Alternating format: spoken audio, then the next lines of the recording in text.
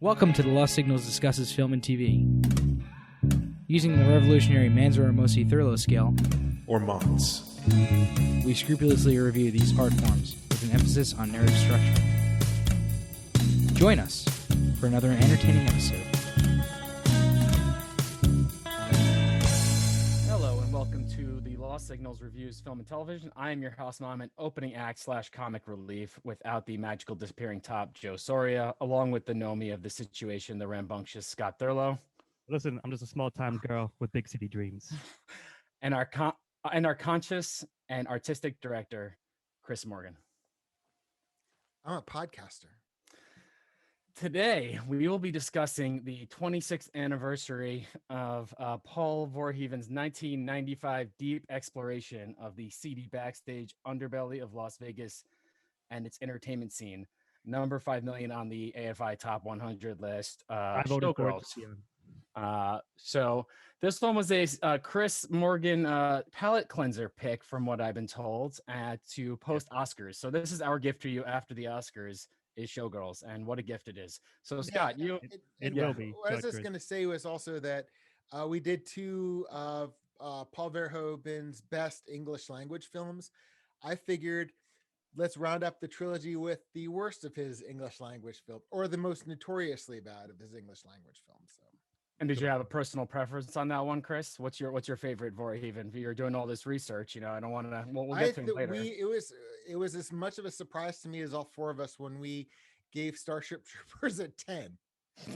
But no, everything was wrapped around the theme, the style, the plot. It all went to service a theme, and it did so really well. So even if it was drawn in broad strokes and with crayons, it's still Okay.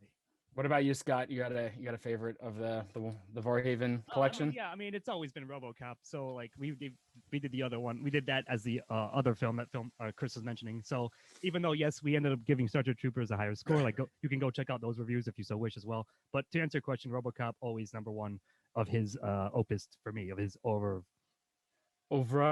I was not on any of these episodes, but I did happen to watch most of these this year, and I have to say I did watch Basic Instinct. I think probably for one of the more recent first fair times. enough. And it's a close second. I think RoboCop's an easy one, but I think Basic Instinct will lead into this movie, the other side of this movie in variants. So you have a log line, Scott. I hear many. I have a couple, but I'm gonna go with this one. Listen, in Vegas, Agent Cooper got to get laid.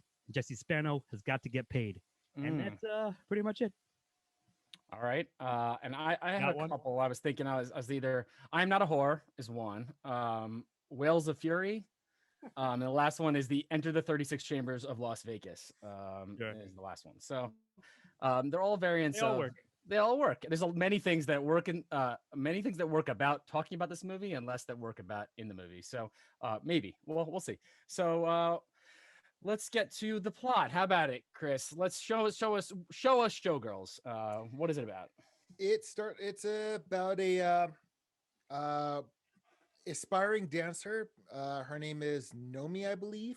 Played by Elizabeth Berkley. Jesse Spano, whatever you like. And she goes to Vegas. She hitchhikes her way to Vegas, and she's the guy who drives her into Vegas, gives her $10, says, play the slots. I'm going to go talk to my uncle who works the Riviera.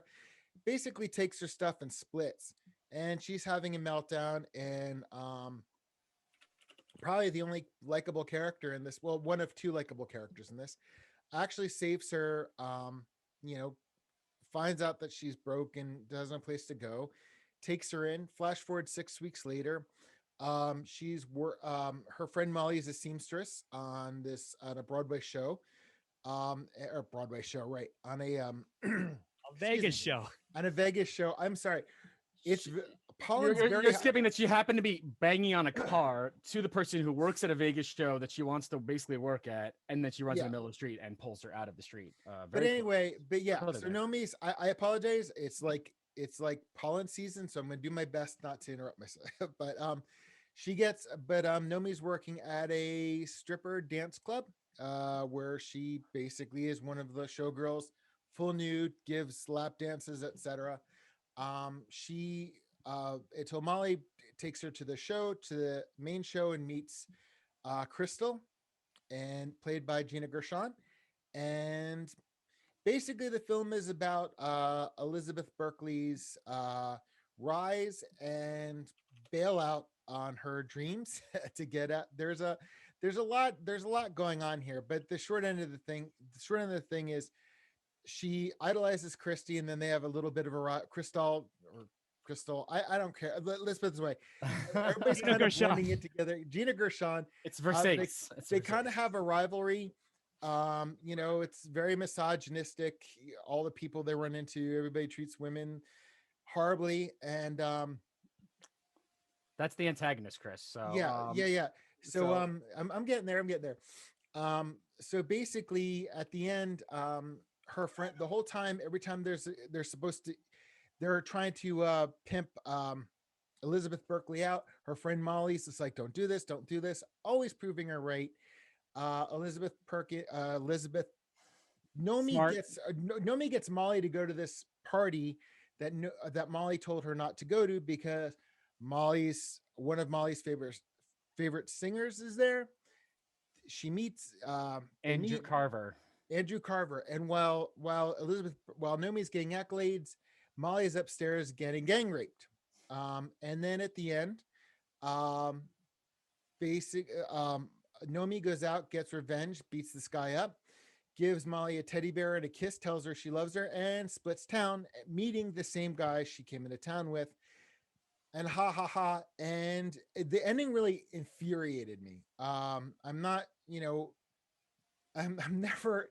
I for a couple of reasons. Number one, I think it undercuts. I think it undercuts Molly's gravitas and her agency, because she was the one who was basically looking out for Nomi. She took her in. She basically showed her the ropes. She warned her away from stuff, and she was always right along the way. And I am not by any stretch of the imagination say that Molly walked into this, that anybody deserved to be raped. But I feel like at the end, she kind of fell into her own trap. And Elizabeth Berkley's character, it was kind of like the end of Tootsie. Basically, it was kind of like a breeze over. She kicks this guy's ass, and then she splits. Like, Molly took her in when she needed her most. Basically, she beats a guy off, gives her a teddy bear, I love you, and then splits. I mean, she doesn't stick around. She takes no responsibility for anything at the end. Supposedly her best friend has been beat up, gang raped, and she splits town. I didn't see the need. And we'll get to this when we go to themes, because it's gonna be tied in there. I don't really think there needed to be a rape scene in this. I think they had proved their point up until now. And I thought it was incredibly poorly handled. They make entire movies about what happened to Molly. I thought it was completely irresponsible for the way they dealt with it. And I didn't know going into this film what I was going to give it. I am literally, because of the weakness of the ending, I am seriously considering giving this a 0.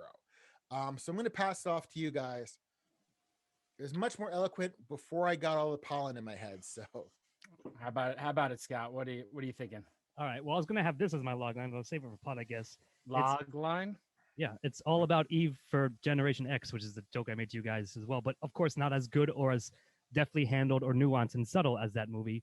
It wants to be. And I don't disagree with you, Chris. Like, it was very distasteful, and I almost forgot about that scene until it was about to happen. I was like, yep, I do remember this now. Thanks, movie.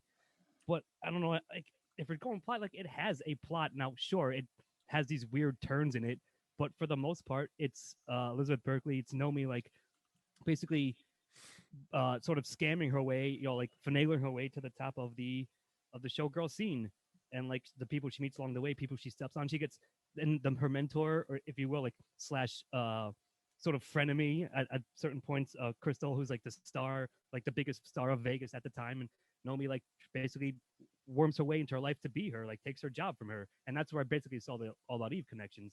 So for plot wise, like I think it holds together. I don't. It's a zero. I mean, it makes no sense and has zero plot, Chris. Like I get it. Like you have very strong feelings about it, but doesn't make it like an incompetent narrative, like incoherent narrative. That is. No, you're right. You're right. You're right. Incoherent is possible. I'm not gonna lie. But I still, I mean, incompetent narratives probably more. Yeah, it's that may be true, but it's not like it doesn't make any sense whatsoever. Like she does have a story to her character and goes through these things. Now we can break that down in later questions, but for me, I think like I'll probably go with like a 2. I could go down to a 1. I'm still thinking like it has a start, beginning, middle, end, none of which like breaks itself too far out from like the path it sets itself on. So that's where I'm sort of lying. Like again, a lot of stuff will come out as we all mentioned in later questions. But for plot itself, I'm looking at a 2, like week 2-ish, like smaller 2 as you've been saying more recently. But I could be convinced down to a 1, but I don't think I'll go down to a 0. So with that, go ahead, Joe. Yeah. I guess my thought is, Maud had a certain line in Big Lebowski about the film Logjam, and that this plot is ludicrous, or the plot is ludicrous. My apologies. So, it's ludicrous, but it exists. I never know what to do here with this one. So for when I'm watching this movie, I'm just like, this movie, it's not really, it is an excuse to do a lot of things. It's burning plot, it's burning a lot of characters, but none of them, like, they all get a stage in essence, but a awful stage. It's like it's like shitty stage after bad delivery, and you wonder where does this go to? Does this go towards plot? Is this dialogue? Is this style? Is this direction? And the ending at first made me think like Super Zero, and then like almost how they did like a Super Zero. Like, this is a wipeout. Whatever this movie did, it's worthless. Bookended. It's worthless. And then right. I have to give it the bookend, and it has that bookend scene. And you're just like, wait, is this a dream? Is this fake? Is this like more than I have? And I won't go too much into it at the moment, but I did watch the documentary that's kind of like trying to go into the critical reevaluation of this movie, and read a lot of stuff. And I'm thinking, oh, I still think people just are trying to, own something and re-own something. So sure. I'm gonna go with a 1, and I'm gonna think about like leaning on to the original critical evaluation with that ending, where it's like, basically, I think the line that's in the movie, and it's from the San Francisco Chronicle. It's when Elizabeth Berkley is not being nude, unpleasant, or both. Berkley tries to act soft, kind, but she is about as convincing as Joan Crawford.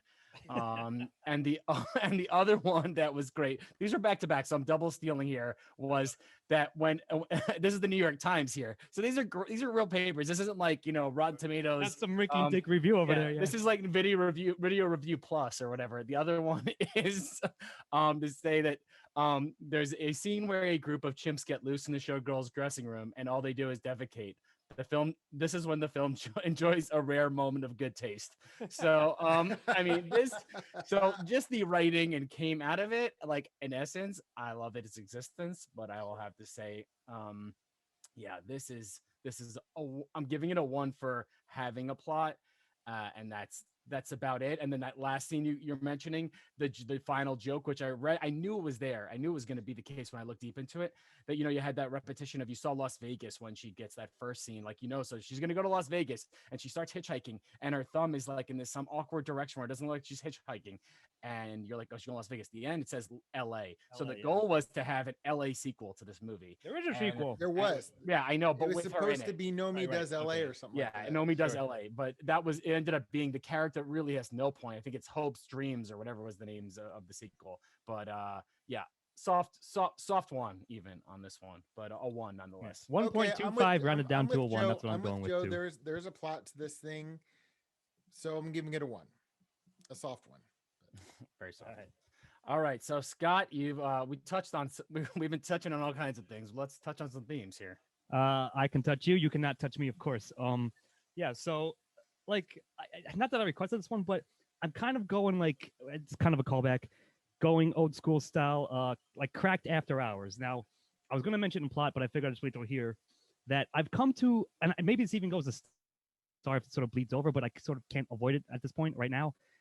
It's whether or not, like, and I've come to appreciate Verhoeven's like stuff just in general.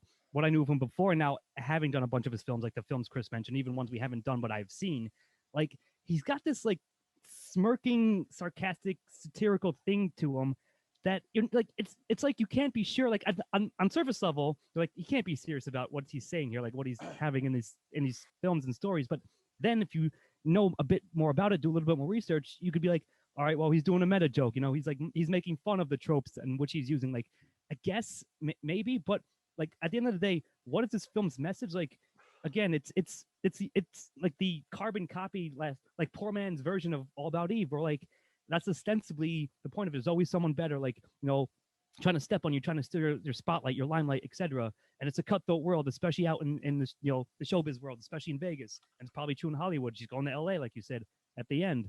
So, I mean, that's what the film, I think, wants to have as its message. Now, I think, of course, the mileage may vary. Part of it is whether or not you buy into it as it's like, again, like surface level on paper theme, or if you think it's more like mocking that. So therefore, like it's I hesitate to say deconstructing, but something like that, knowing the way that Verhoeven works and does his films. So that's where I'm like, even I am a little like unsure about what to give it here because of the nature of that, because of what I just said, and some having done some more research and just thinking about and talking about his works and his adaptations and stuff in previously. So I'm just saying, like on one end, I could see like why you'd say it falls flat. On the other hand, though, I'd be like, yeah, that was the intent. Like it's supposed to subvert itself to a degree. Now, whether or not you think even that's effective is another question unto itself. So that's sort of my thesis proposal, like angle I'm approaching this question from. So with that, I'm still a bit undecided, depending on which one you lie. So I'll open it up now to you boys. What do you make of it? What do you think? What angle do you get out of it? Chris, themes, please. Yeah, I was gonna say, given let's say RoboCop and Starship Troopers, I mean, two, I think, masterclasses in satire. Your mileage may vary on the execution. So I found this film in very short time to be like anti-erotica. Like after a while, What if that's the point, Chris? Is but that's saying. My whole point, though, is I don't know if that was the intent to it, which is why I'm bringing it up, because I know, Joe, you actually watched the documentary on it. So I'm going to give you my 2 cents. I'm going to see if it comes up, but I don't think it works as an exploitation film, only because while exploitation, there is nudity, there is sexual content, there's rape, there's gore, there's violence, blah, blah, blah, blah, blah. It's not, it's overt in some ways, but this was just a saturation in it. To me, this went into a different realm. It was complete saturation, which is why I'm wondering if his whole point wasn't to be be that kind of commentary where where you have so much of this thrown at you, it becomes anti-erotica. It becomes, I mean, you're looking at something that's, I mean, even before it gets even worse than, I mean, because the exploitation's already there, the misogyny is already there, and and the desperation's already there, and the people taking advantage is there. But as it goes on, it's just more. And that's part of the reason I had a problem with the ending, because the tone switch. The tonal shifts are incredible, or amazing indeed. Yeah, because to me, you got to a tedious, right, quasi. It didn't really ever become actively offensive to me until the end. Became tedious, slightly amusing. I really wanted it to end. I really wish somebody had an editor on this thing. But I'm throwing it to Joe because I want to give Verhoeven the benefit of the doubt that his point was saturation of this, especially given the time it was, where we came out of the oppressed Reagan era and we were going into the Clinton era, where you had this this I don't want to say neoliberal renaissance, because that's not really neoliberal, that's economics. But this had a new renaissance of where everything wasn't repressed. So I'm handing off to Joe because maybe you have a better idea of what he was trying to get to with this. Yeah, I mean, speaking on that, I believe initially when he was making it, he thought it was on closer to the serious side with the satire, I think, with the story itself. But we talked about it being like a musical, like a hard musical, like a mixture of the All About Eve or something where it's kind of farcical but also real, but also like gritty, and basically just he tries to push limits, right? A lot of his film stuff, even when he's doing it satire wise, is pushing the limits. This type of edgy, dirty thriller that he did in Basic Instinct and he did in some other movies starts with, like earlier softcore stuff and, body heat type movies. And then it gets worse and more fatal. And then what he does is he got this huge budget to make this huge movie, like huge for this type of movie, like a $40 million budget. So he gets like extra, and he goes extra. And I don't think it lands perfectly. It actually becomes almost like A Star Is Naked, and then it turns into Atomic Blonde at the end, where you're like, where does that come from? Like all she can do is all she can do is nut knee people in the nuts and yell. And then somehow she basically is like the best fighter on planet Earth. And maybe that's why he needed people to hold people down, because he can't fight. I don't know, but whatever. I have to say, theme wise, this movie is basically just the standard like rising star narrative, and like the Pollyanna thing, which I think it turns out is supposed to be her name at some point. Or something, something on the nose. Like the point of this movie is that it is on the nose so much and so awkward, and that she's like, it is like a satire movie where she's Leslie Nielsen of the stripping industry, and like she just doesn't know how to do anything, and like it just keeps hitting her in the face, and she's like, people try to offer her assistance and she just yells at them over and over and over again, and you just like, it's almost like you get this protagonist. I don't want to jump on it too much, but it's this protagonist you just almost don't care about because she really just seems like a piece of shit. So I don't know if that's the intention. I think from what they said, that was Verhoeven's intent to like make her not really that likable, but like because she's been spoiled and it's a spoiled person, and no one here gets away scot-free, I guess. But anyway, we're talking about all this. I don't think the themes really lean anywhere other than, you say, sexuality. If you go really deep into sexuality and something that, it's really just focused on almost excessive, like the nails and the chips, and like almost like breaking women down to the most basic elements of what they like would be like if you were like a 15-year-old boy, so this is a 0 for me because there really isn't any strong themes that are real, and I'll leave the other stuff and the intent to other sections of this movie.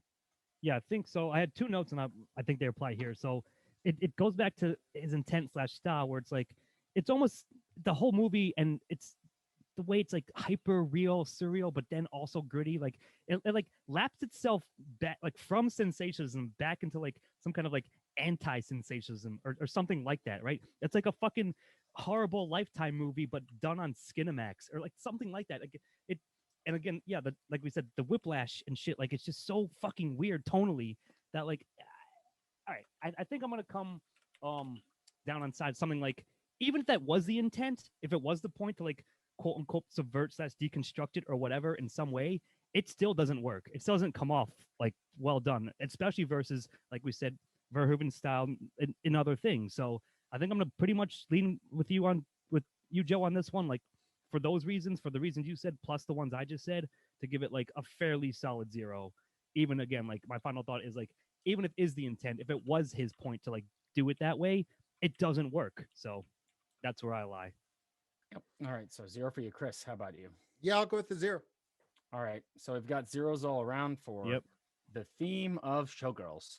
So I am on for antagonist, and the antagonist. Okay, this movie is antagonist. I feel like this movie could be called Antagonist the Musical, and it is nonstop. It is like really just shitty people. Like there's, the people that are the one person that's nice. We mentioned Molly is the only person that's like a real person. Every other person in this movie is a hyper version of something, and like all assets of strippers and variants and all assets of dancers. The two characters that you meet that are showgirls basically are fighting each other, and they're about to fuck each other over. It's just like the house mom and the guy that runs the strip club. You know, it's like, you better give me that blowjob within a week. And I'm fascinated. They actually filmed at a real strip club, and then that strip club still exists. Like, I saw those ads. I was in Vegas a couple Yeah, I times. thought it was a famous No, place in it Vegas. is famous. It's a Like, famous strip club. So you'd be like, that's what I'm if saying. you're filming in my strip club, you probably shouldn't say that we make you have sex with our employees. You know, it's just like fascinating, but it is very Vegas of it. So I'm going to go and cover this and say it's Gina Gershon, just for the essence that if I'm going protagonist eventually of who, it's obvious the antagonist to her, the number one antagonist besides men, white men, and Vegas itself is Gina Gershon, Crystal Connors, which I think that would be funny to me with the Versace. I don't know why they never say that, you know, and that they go to Spago. And, you know, every scene that she's in is, I think, the best scenes. You know, they have these elements, and, you know, in the doc and in many other places, they talk about how she's, you know, the pure foil of you know, the mirror reflection of the Elizabeth Berkley character. She's the success, but she's also the one that's got the experience, and she has the kind of you know, she's been worn down, and you know, she has the coke habit. She's the one with the boyfriend quote, whatever, that she's paying for him to get a lap dance so she can enjoy it. But is she like into her? Is she bisexual? Is she a lesbian? Is she just doing this for the thing? Is she just trying to basically crush the soul of another young person? That's all of those, you know. And for all those purposes, obviously she is an antagonist of antagonists, but they're sultry, they're real, they're well performed. You know, even her dances, like when you see Elizabeth Berkley kind of do the same style of dancing that Gina Gershon's supposed to do, you're like, it's not even comparable. Like, she's actually as a star on the stage comparatively, and she's like over the top and awful. So I mean, not awful, but just not ready for it, right? The whole point of this movie is that they just rush her up the ladder, and she's just like, you know, rising without almost merit. You know, she I want it, so I should get it. And that's a spoiled protagonist. The antagonist is there to fool that. So between that that, you know, the dancing scene, the strip scene, the one that they have, a couple that they have in her like locker room, or you know, in the back room, dressing room, yeah, and then the meal scene, which I think is by far like the most interesting scene. You know, we could go into that in dialogue, or I don't want to like cut into it too much, but I think that scene alone is really just like the honey hole of this movie, that I'm going to give antagonists a strong one. Oh yeah. Never mind. Okay. Yeah, the Spago meal scene, basically, you know, it's like they talk about, you know, they kind of connect where they're both you know, they definitely had bad backgrounds, you can tell, where they were eating dog food and they know the taste of dog food, and it's not their real names, they're both under like fake pseudonymous names. So you see this where like they finally connect, they have that one moment where they're not really shitting on each other, and then it goes right into then they back immediately start doing it again. Yeah, so like, and you could see that the funny part, I'll do my one more little bit about who else would have been cast in this movie. The other efforts were at Madonna, Sharon Stone, Sean Young, Daryl Hannah, and some other woman that I don't know, but I'm sure they all considered it crazy. But Madonna makes sense in essence, but it wouldn't have been as evil. Gina Gershon has that good like evil twitch that really is good. So how about it, Chris? I thought it was funny that they were also talking about Gina Gershon's understudy being Janet Jackson or Paula Abdul. I told Beth, I'm like, they should both sue the film for defamation of character just on that. But I agree with you. One of the highlights of this film, and there are a few in far in between, was the dinner scene, because it was the only time Elizabeth Berkley was humanized. I mean, Paul Verhoeven said that, you know, that he wanted all the characters, at least most of them, to be unlikable. Well, job, you know, you did succeed. Nailed there. It. A lot of what I have to say is going to go into protagonist, but I agree with you. The All About Eve connection. See, Eve was a sociopath, but she built this web, but she had somebody who was more experienced to kind of build a web around her, so that she fell into his trap thinking that everybody was falling into her trap. So because Elizabeth Berkley's character was not even, you know, close to it, it is nice to see that that Gina Gershon's character was just like, hey, I'm in this web, I'm getting the flies, I'm going with the spider analogy, you know, no Black Widow thing. But it's just basically like, look, I know that this place is a trap. I know this place sucks, and I'm using it, I'm being used, but I'm also using it. And I think that was a great scene to really flesh out her character, really give some give little weight to the rivalry. And I thought it was I thought it was a great scene and really did kind of give depth where there hadn't really been. So I'm going to give it a 1 as well. How about you, Scott? I think I'm gonna go again right on your coats a bit, but I'll paraphrase it. So Gina Gershon's character, Crystal, like they even say it, like more or less, paraphrase of a paraphrase. In the movie, she's like, "You are the show." So therefore, she is Vegas, literally personified and set against Nomi's character, right? So they're basically two sides of the same coin. Like you said, they discussed their background, like they had to do what they had to do to survive in this world, in this business.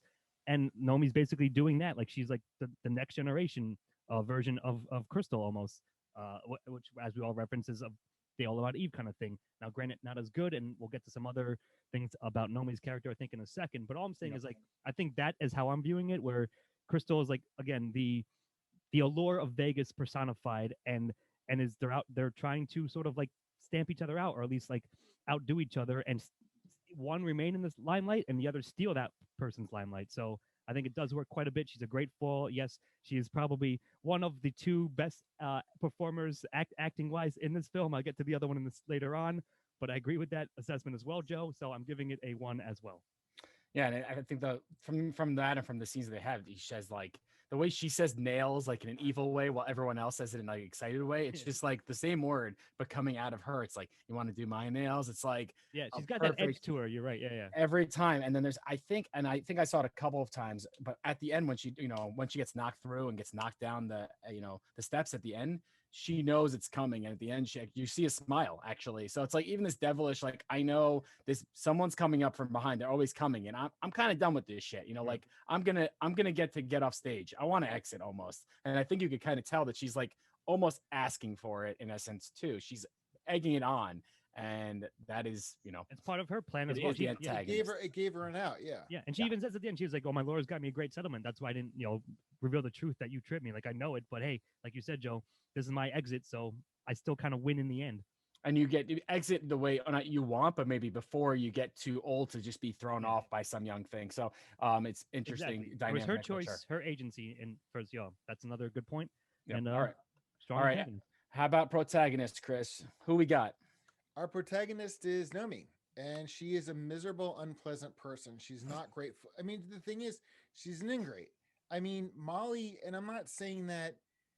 I'm not saying that this has to be a narrative where you have a hardened person who doesn't trust anybody, has this character arc where she learns the world has good in it, and as well as the bad, and come off with a different perspective. No, she can stay angry. And Christ, I was fuming.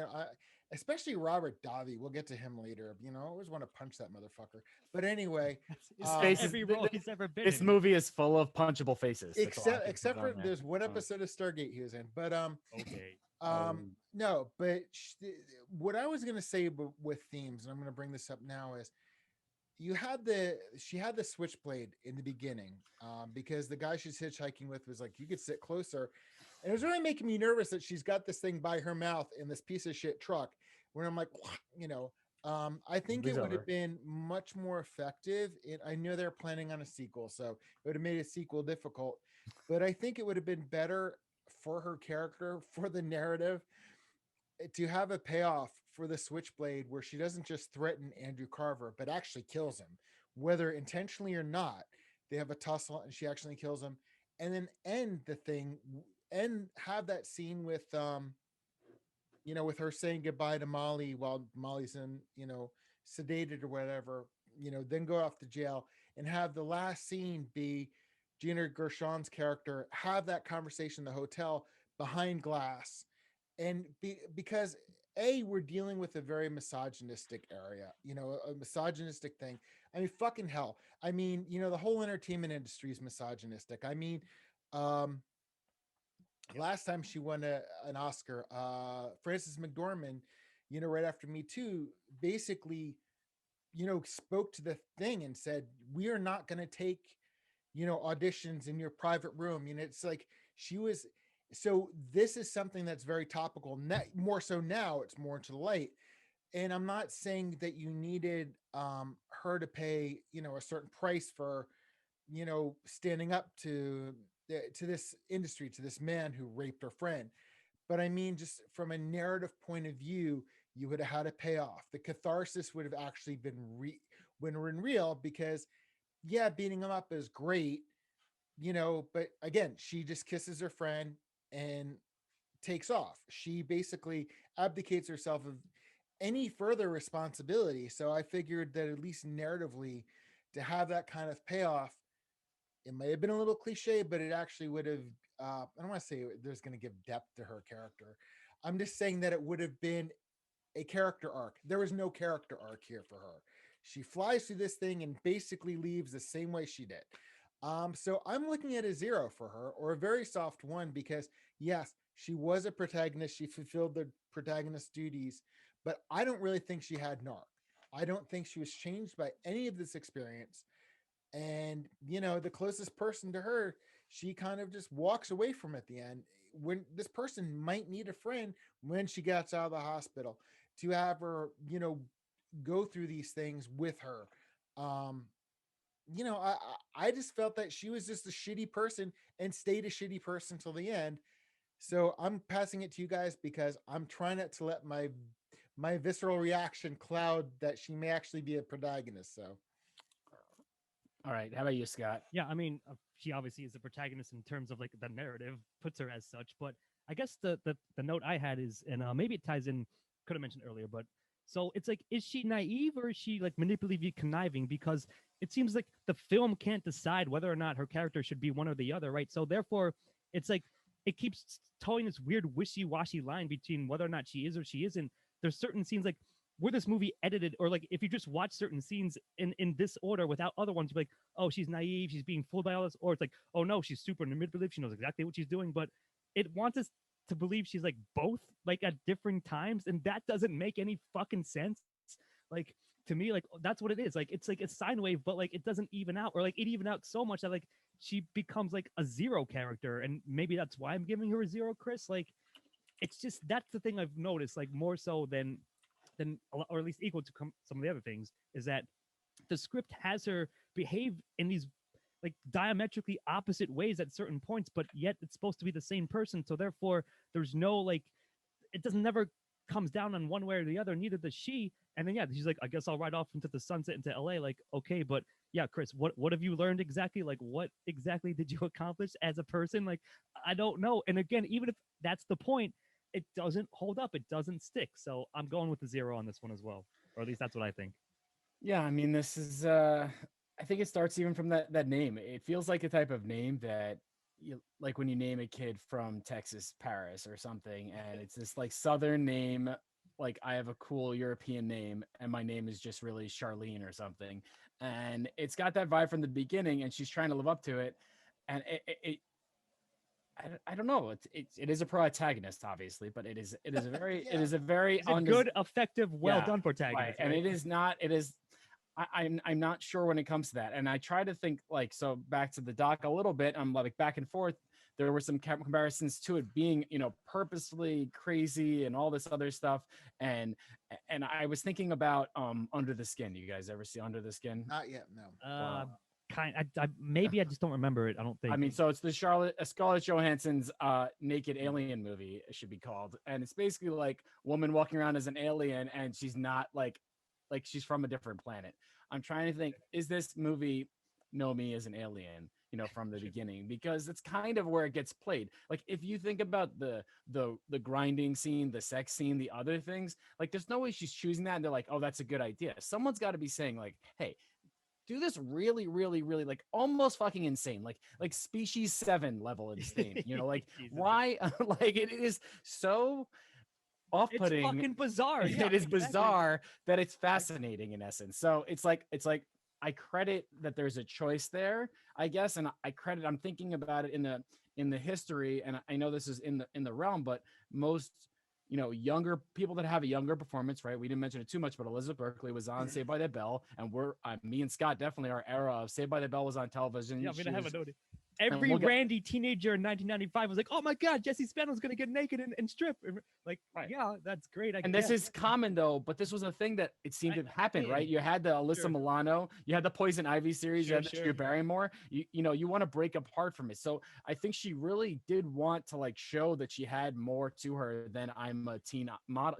You have Zendaya does it now. You've got she certainly showed more. I guess she definitely showed. So I'm giving I think Elizabeth Berkley definitely bought into it. She went full bore. She tried hard, and it's almost like I'm not sure if it's her fault, but the protagonist part sucked. Like in essence, when it was displayed, I mean, the seduction pool scene, like that whole scene is fucking insane. The grind scene, it's one of the most infamous scenes ever from that era, from this movie, and it's been memeified, as you mentioned, like off the previous.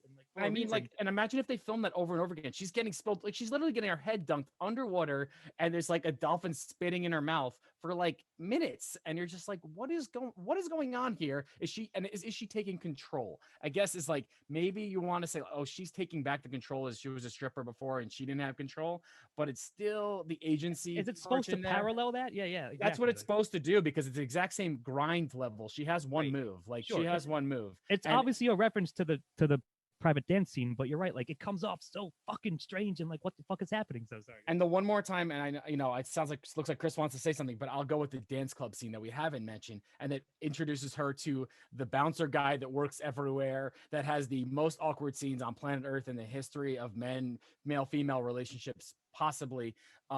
That it's like watching the way she dances in that scene, like she's the only one in the room, which is the essence of it. Makes this movie was the first moment where I'm like, this movie wasn't written by like Tommy Wiseau, and it was like underwritten. Like, is this The Room starring Elizabeth Berkley? And it could be a $40 million like joke. And at that point, okay, it's good, but I'm still gonna say protagonist as it's comes out is a 0. Yeah.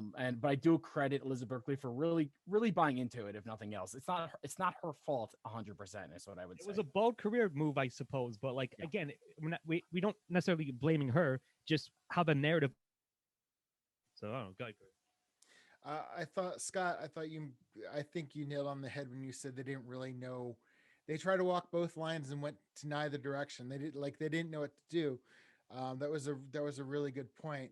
And I'm glad you brought up The Room, because while I've never seen the entirety of The Room, no one has ever said that fucking sentence ever. Go on. Yeah, maybe you could have put that on your list here. So but they already did The Room last year. I didn't, before the Disaster Artist. But Disaster Artist. I do know the whole thing about the sex scene there, where it looks like he's having sex with a belly button. So when they're in the pool and I'm watching that sex scene, I'm like, this kind of reminds, like the Tommy, because you mentioned it before, I'm like, did Tommy Wiseau say the sex scene and be like, yes, that's how Anatomy works, because it was just a really bad sex scene. And I just, like I said, this whole thing was like anti-porn. This is like anti-erotica. So to me, when I was watching that, I'm like, this is probably the most bizarre sex scene outside of The Room that I've seen. So. It's notorious for being such, like, for sure, man. So I'm tired. I'm wasted. It literally could be like, if we want to go into a different movie, I'm glad to discuss it. And I have some more notes because it kept coming up for me during this movie. And I was just thinking, like, okay, there's a list, we can go through this, but so after the dance club, she goes to jail and she just gets out. He gets her out of jail because she's such a great dancer or something. And then someone gives her a ring pop and she's sucking on a ring pop. And I'm just like, that is, and also did Tommy Wiseau give you a ring pop to suck on? I forgot about that. And it's just like, what the fuck is going on in this movie? That this is like, oh, you're arrested, you get out. Do they have to do anything about it? And then she gets later, like, have you been arrested? She was literally arrested like fucking a week earlier, like no joke, or whatever time period it was. It's hilarious to me. And I don't know, how would you, like, the other casting options here were all kind of the Ditz collection, which didn't pick it, but like have done movies that the Pamela Andersons and even Charlize Theron, like early, like that would be interesting. But would she be delivering that same performance? Like, would there have been a different cast member that would have done this movie better, and would that have made this movie a 4-star movie? A 4-star movie? I doubt it.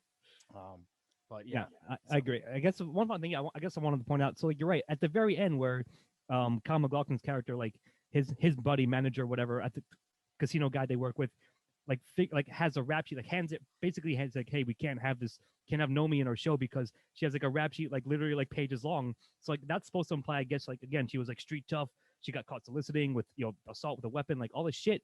But again, that doesn't 100% jive with like her like bright oh my god, Vegas, like, right? It doesn't make any fucking sense. So like that's where I'm, again, just to reiterate, that's strongly why I'm giving it a 0, regardless of whether or not Elizabeth Berkley, her personal choices, blah blah blah, etc. Like, and there's one more film I want to mention because you mentioned like it was a thing in the 90s, like Wild Things, kind of the same thing. I just thought of that, like, right. So like every 14, 50-year-old like from our generation, when that movie came out, like, oh man, but like now academically, if you will, intellectually critiquing, like it makes 0 fucking sense. So I'm giving it a 0. No, these sex erotica thrillers, they don't get made as like big budget movies with like quality style and real directors anymore. Sure. They're just trash or like a calling card for some young director. So and whatever. Long story short, she ended up like losing her. I think her agent like fired her after this movie, and then dropped her. But eventually, I think she married one of the Loren family, so she can pronounce Loren, probably not Versace. But anyway, let's get on to the. Oh, you have a comment before we get to secondary. Yeah, sorry. I had just one quick note. Did you guys watch Neon Demon recently from the past couple years? I watched a piece of it. I haven't watched all of it. I know it's a Refn movie, so I feel like it's almost a spiritual successor, but like is well done. It's got this darker, like more David Lynchian edge to it, but like it's very much in the vein of a movie like this. I just thought of it. Sorry, I just jotted it down, but I was curious. Like I wanted to mention it, like because I feel like you could trace a lineage where I think it's trying to do what Showgirls did, but just better. So anyway, I mean, there's that femme fatale angle here, but there's no femme fatale. Like she's not really killing anyone; she's just sucking. Like she's like a vampire that doesn't suck anyone's actual blood, and it's really just really annoying, honestly. But sure. All right, Scott, supporting cast. What do we got in this this epic here? Well, like I said, in addition to Gina Gershon, my man Kyle MacLachlan is I love him. Like, yo. Yeah, and like of course, at least for me, and I think this might be true of again many others in our generation, or it was coming off the heels of him being like getting put on the map by Twin Peaks, obviously. So many people knew him as Agent Dale Cooper, like the strange, quirky detective from this weird show. So now he's like this sort of like, he's not exactly a scumbag like per se, but he's not exactly like the nicest dude in the world either. He's like a shady-ish casino manager, right?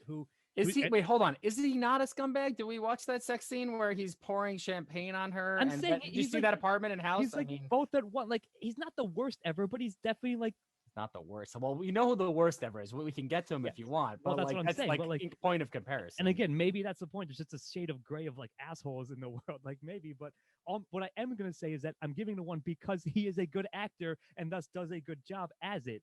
Like he's probably like one of the most, at least, again, you're right, relatively in context, grounded in characters that make sense and as given on the page of the script and then thus portrayed by Kyle as a damn good actor, I think, a damn good cup of coffee and a damn good casino manager.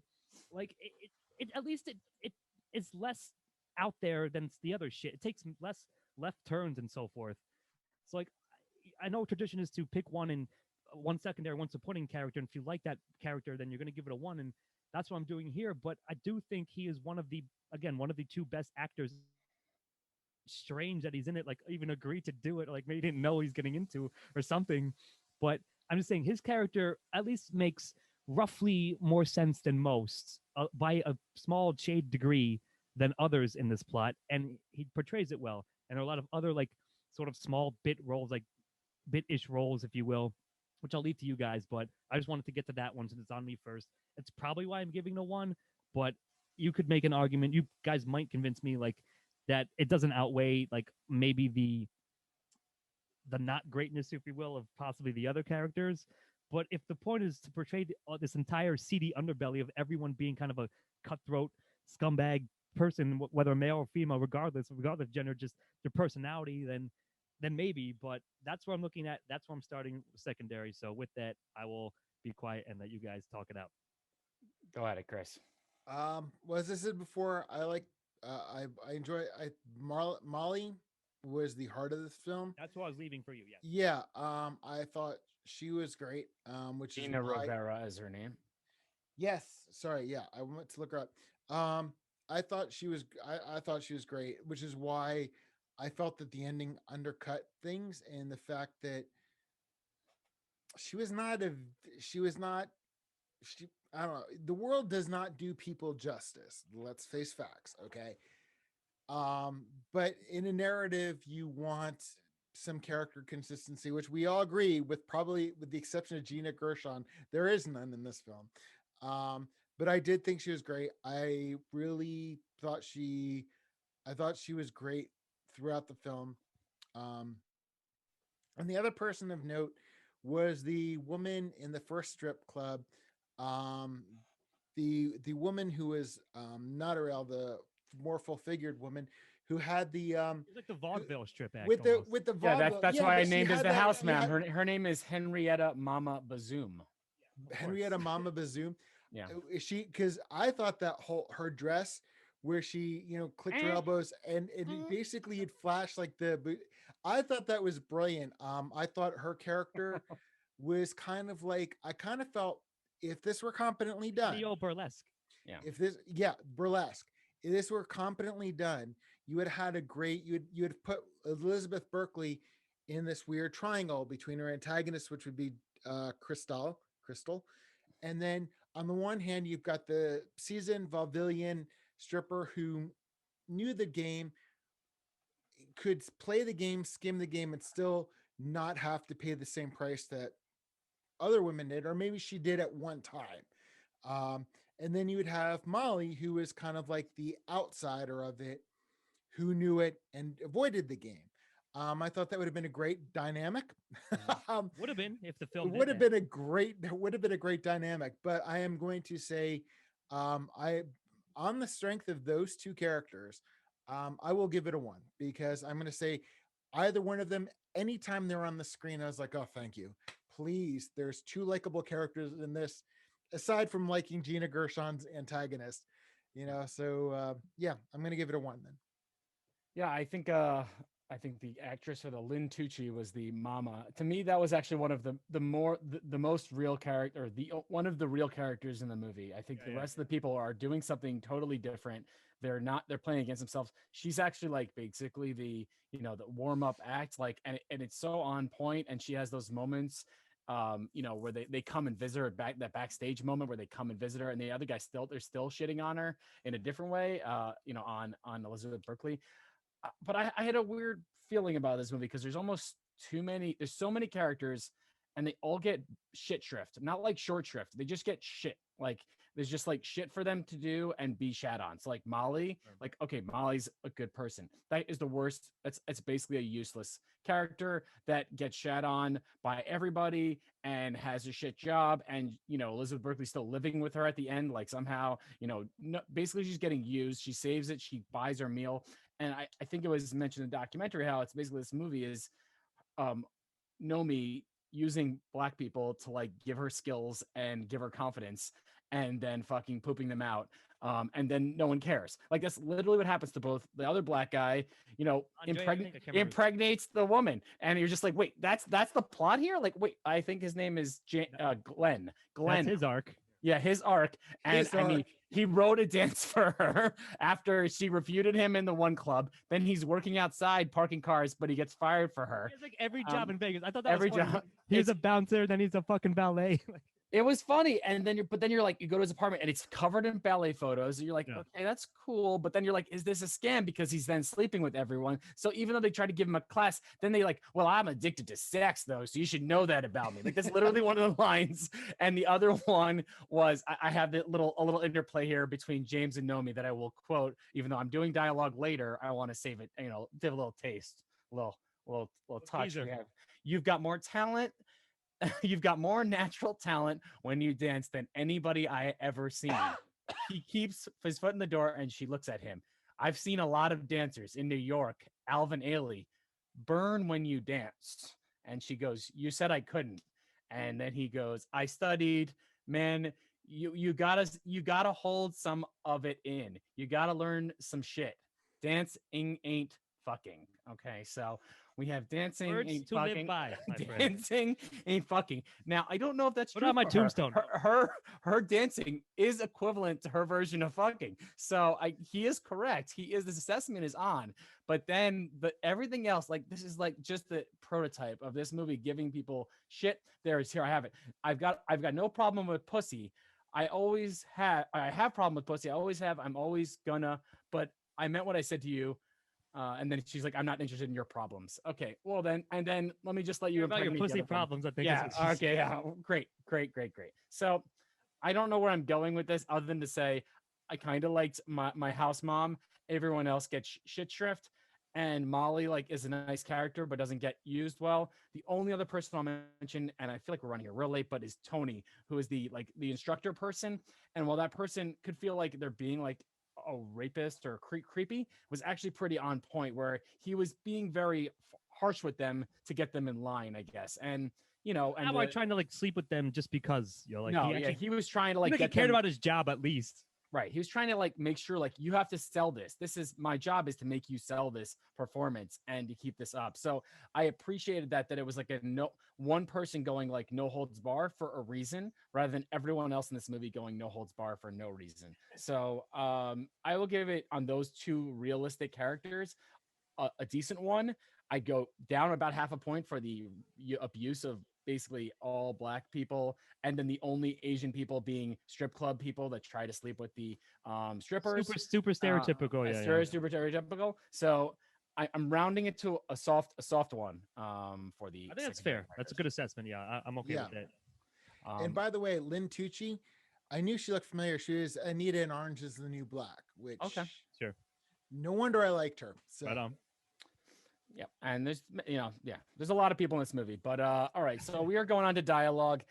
I mean, I've been touching on it a lot. I've got a ton here. You just quoted a whole bunch of shit. I just quoted a bunch of shit, so I won't go crazy on that, other than my opening parts of, hey, how many times did she get asked where she's from, and she says different places, everywhere or whatever. Yeah, different places everywhere, and like that's sad, but it's also the way she says it is so like makes you know that there's a problem, and it's like too much of a way, and that's the sign of that this movie, just the delivery is bad. But so the big story, this movie has a huge story behind the script, and I assume maybe you guys checked it out. But so Joe Ezrahaas, who wrote Basic Instinct, got $2 million to was advanced $2 million to write the script, not just because he wrote it. So for the idea, he came up with an idea for it. Like, here's $2 million, do it. Here's $2 million, do it. And then he got a $1.7 million production bonus. So he made $4 million for writing this script, basically. American dream, baby. A man can dream, and he can dream big. So I looked up the word because there's so many versions of it. I was typing in the word smile, and I looked in the script. He wrote the word smile 244 times. Now, that's not only dialogue, but every time a woman says, like, she does smiles, like, this is not normal that every woman in every scene has to smile. And to me, this is like a signature of that. This isn't dialogue. I know I'm going into Scriptville here, but to me, it's a sign of the apocalypse of this movie, that you're making everyone smile all the time. And like, yeah, you're doing it through the gritted teeth, and it's really shitty. Fake. And it's very fake.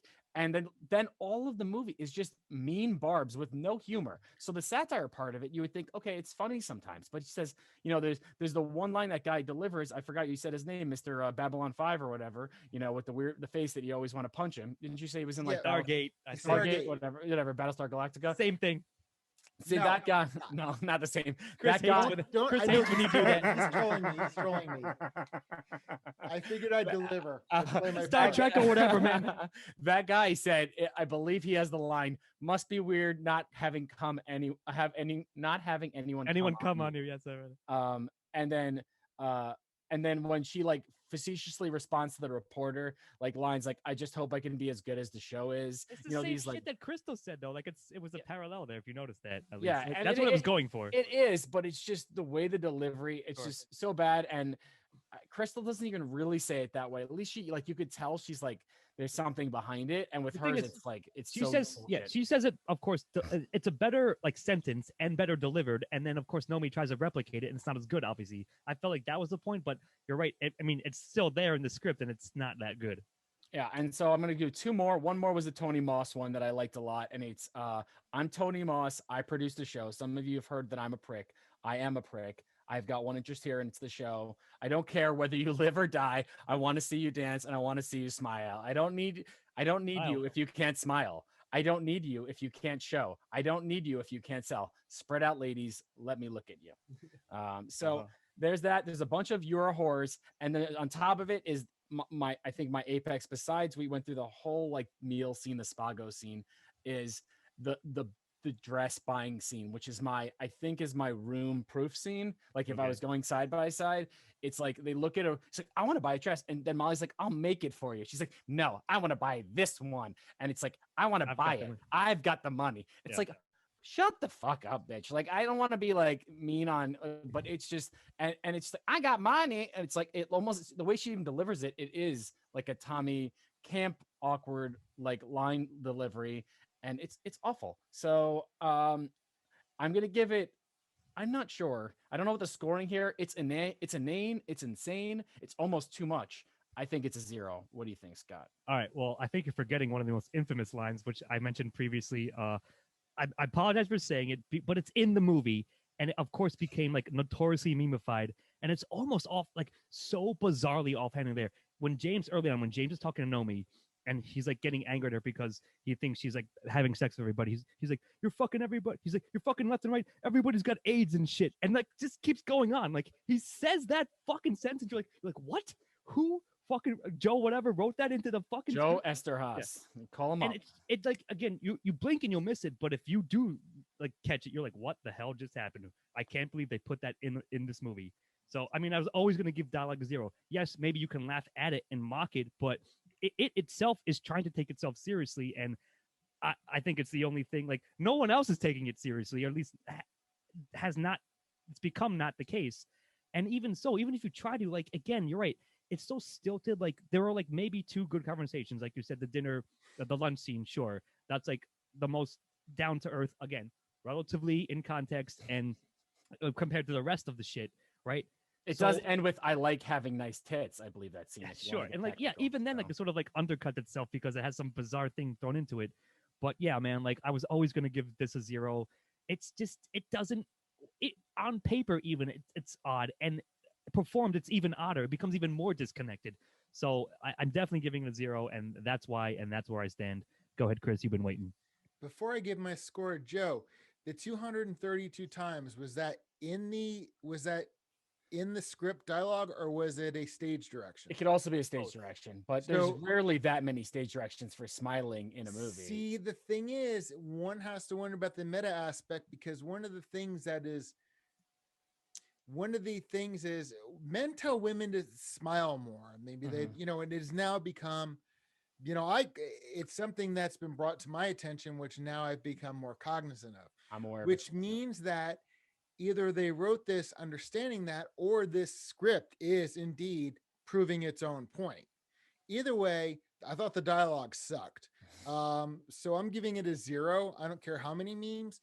But now I'm trying to temper my rage into the thing. Is this like, did they put that in the script as part of the point, which I'm going to give them the benefit of doubt and say they might be, or knowing the industry and knowing how men are with that whole thing about telling women that they should smile more and you look prettier if you smiled, all that crap.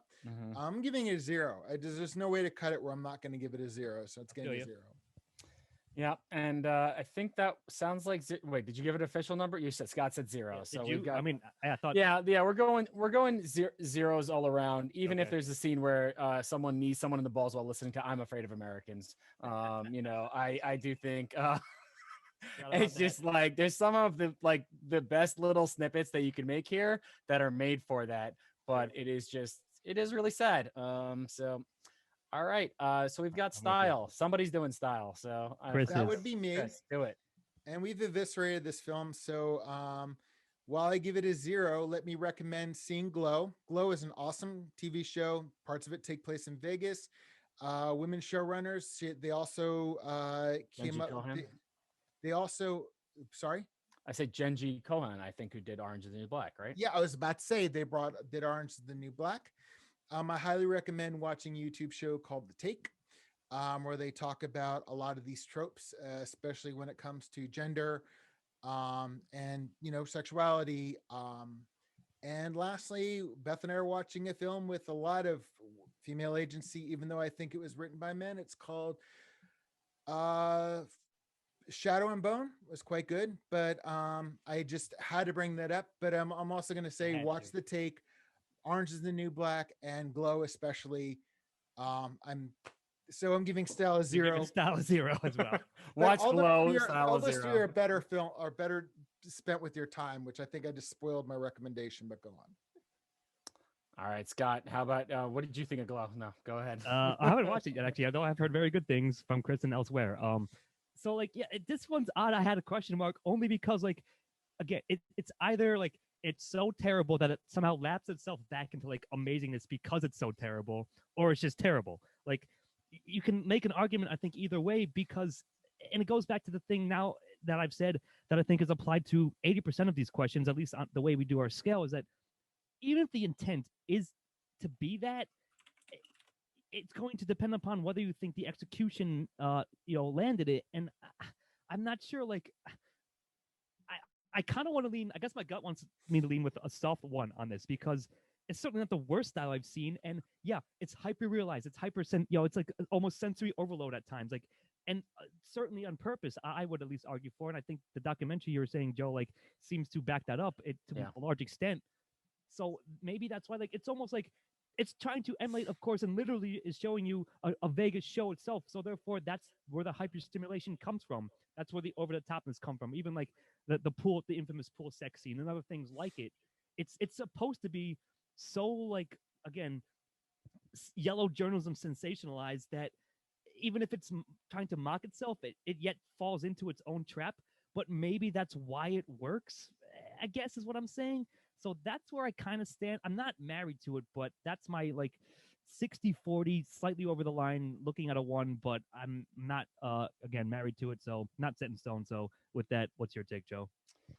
Yeah, I'm not a big Verhoeven fan. I think I know you guys are bigger really fans of his than you are in general. You guys definitely are. When you mentioned all of his other movies, I've watched Starship Troopers multiple times. I still don't get it. I'm not really a big sci-fi fan. I like schlock in essence, but I'm not good at being critically appreciative of it. And the only thing I can give away or give to on style here is two things. One, which they did in the doc, and the quote was, this movie is unapologetically tacky, right? And yeah, exactly. That is really well said. That is correct. That might be why I'm giving it a 1. The costumes, right? They literally mentioned there's, like, you have to go up and down these stairs 6 times. So then they show you 6 different, like, weird, like, you have to be the queen of the Nile, and then you have to be this, and you have to be that, and it's so, like, perfect Vegas. And those scenes are actually well shot. They're stylish, they're well done, and they're, like, sexy musical without being, like, straight porno, but they're also weird, and they're of their moment. So I don't love them. The other scene that I think probably gives it an official 0 for me is that burger, when they're driving in the alley and she's eating a hamburger scene, and she's, like, turned sideways and he's going full door, and they're talking while she's eating the burger, which there's a whole thing about eating in this movie, right? They chips, what they're letting them eat, brown rice and vegetables. And that's the main thing for women. That's a big thing, I think, personally. But it is really awfully done. Like, this is the most vapid version of it. She's, like, wolfing it, and, like, it's going all over the place, and they're about to go back to her apartment, and then apartment scene ends with the I'm on my period scene, which is the backwards kissing, and then I'm in my period scene, which is another horror show of an ending. I know that's a dialogue thing, but there's so many pieces of his style where, like, he has made many rape scenes in movies.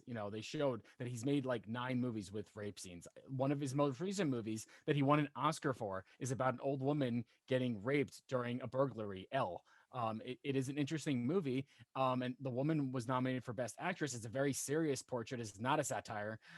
She's made a Holocaust era movie. There are early parts of his movies. There's literally another. There were, like, 7, 8, like, cut snips. So, like, he has a thing of tendency of eating chips, of this, of that. There are some weird recurrences that are kind of part of his move, and I don't find any of them to be interesting, and they find to be kind of self-indulgent. So for that reason, That's a 0 for me. I want to say that I feel like they got the costumes on really well, and I think some of the art crafts people, I always try to like at least give some credit out. I think the sets actually met to the schlock with it. I think the costumes are nice. I didn't listen to the score heavily, but there were some interesting musical choices, if nothing else. And I wish they had a little nod to "I'm so excited" so Jesse Spano could sing. In my mind, it was in the movie. I swear to you, I was like, isn't it this in the film? I guess not, but.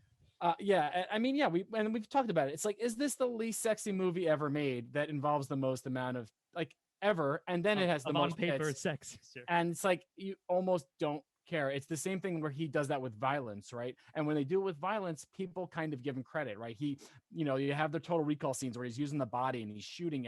Everyone's getting shot, and the blood and the explosion and the head crapping and everything else, and that's fine. But now this is like sex horror almost, and it's not good. So I appreciate his effort. I didn't like the results, so it's a 0.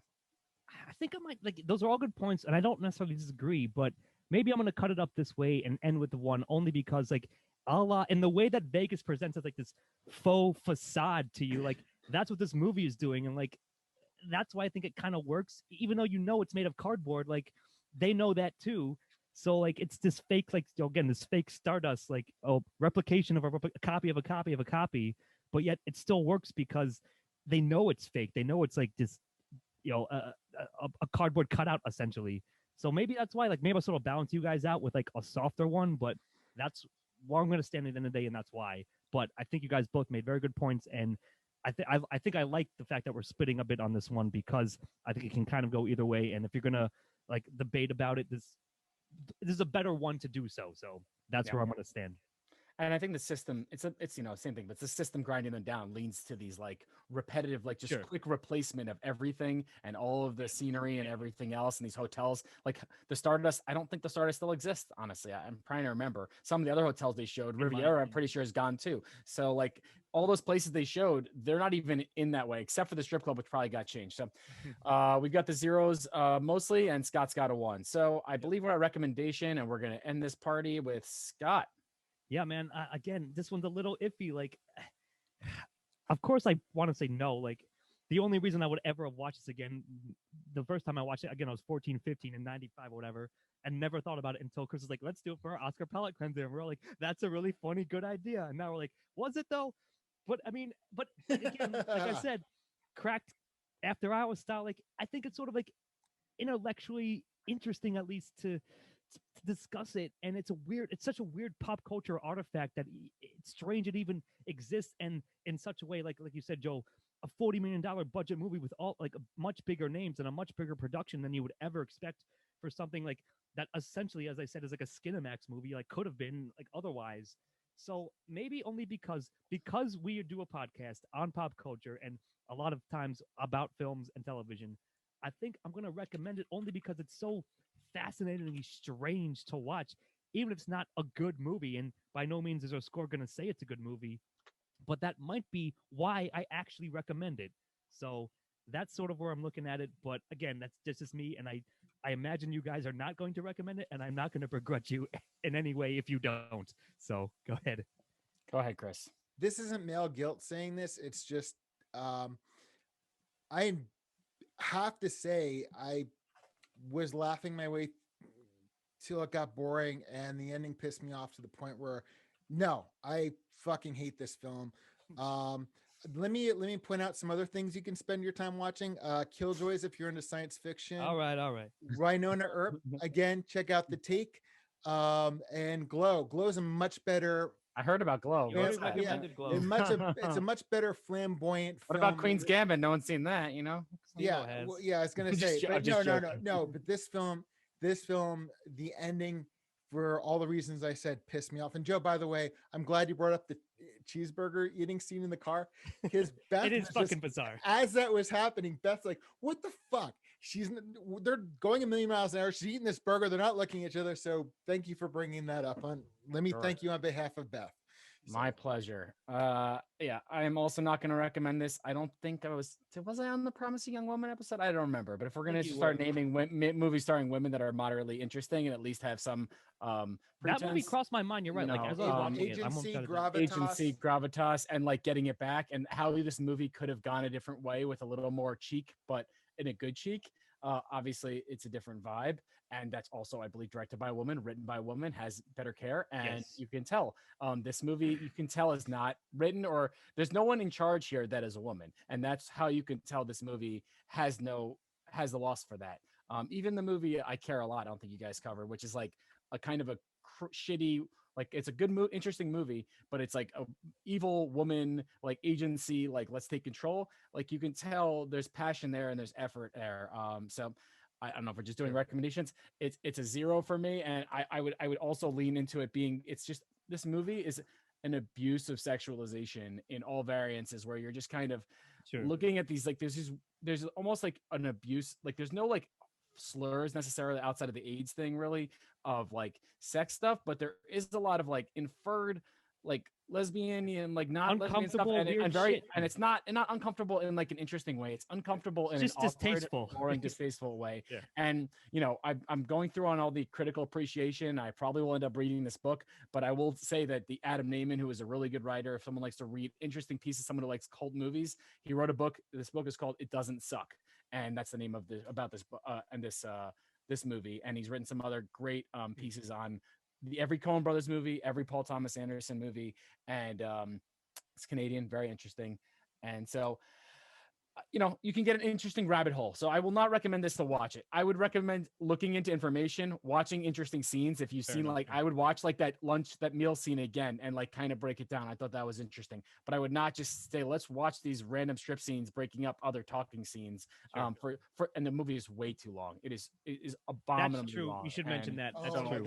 It is so long. Like you look and you're like, oh, it's going to be over in 10 minutes. And Scott thought the movie was 90 minutes. This movie is not 90 minutes. It's 2 hours. For some reason, I thought there was some other version, and you guys were like, "It's a 2-hour movie." I'm like, "No, it's not." I was like, "Oh, fuck, it is." Jesus, yeah, exactly. Yeah. There's if there is a director's cut or an undirector's cut, whatever it is, I don't know if there's a shorter version. If there could be one, like I know that even in that thing, they said that they started showing this movie as like a midnight movie, right? But they actually skip the rape scene, so it's like they show this movie and they just skip the last scene. Are you fucking kidding me? Yeah, that's what they do. So that's what they said. They just skip the scene. Oh, so, Jesus. And I'm just like, okay, interesting. But like, then you're like, do you skip the final scene? Do you skip the beating scene? I don't know where you start there. But they said that this is the one scene that's irredeemable, that we can't, like, I won't show it as in all good faith, the coordinator of it, because it just has no purpose and no pretense, and is vile and doesn't represent the rest of the things we're trying to showcase when showing this movie. So for all that, 0. All right. Well, with that, if you don't mind, I'll give you the scores. Please. So you guys have given it, Chris and Joe, you've given it 3s apiece for the exact same reasons. Gave it 1s to plot, 1s to secondary, and 1s to antagonist. I've given it a 5 for all those things. Plus, I also gave it a 1 to style, and I did recommend it again, but with a caveat, huge asterisks, only because of asterisks, pop culture, academic, like fascination, more than like it being an actual good film. Like I said, a la Crack style, I'm stealing their kind of thunder, if you will, their the way they do their shit. But other than that, yeah, it's a strange, bizarre film. Weird that it exists. Does not need to exist. Probably universe would be a little bit better if it didn't. But since it does, we have just reviewed it, and that's where we stand. So those are scores, and that comes out to a 3.66, repeating, of course, into infinity. And I think that's and beyond. Pretty much what it deserves. So there you go. All right. So I guess I started it, so I'll finish it. So for Scott Thurlow. Viva Las Vegas. And Chris Morgan. I forgot to mention a Black Lady sketch show, Robin Thede on HBO just started. And Kat Dennings and that's an outstanding show. Robin Thede's a hero of mine. And a show with Kat Dennings on Hulu called Dollface. Many more women shows about women shows. Scott, you got any women shows? So that's your line there, Chris. No, and also Jesse Gender on YouTube. I watch a lot of YouTube. I'm sorry, the ending just set me off. So yes, thank you very much. Those are my. I'll let Chris recommend them all for me because I haven't watched shit. Yeah, I didn't ask if anyone had any more comments, Chris. So I know that was your comment. Sorry, I tried to skip to the ending. I missed 3 of my recommendations. So. All right, and for Joe Soria, who doesn't have any more recommendations of women's films and also says I'm gonna win, we will be closing the Showgirls episode. Thank you and good night. Cheers. Editing and engineering by Christopher Morgan. Music by Christopher Morgan. Check us out on YouTube and iTunes for the shows, and on Facebook and Twitter for updates.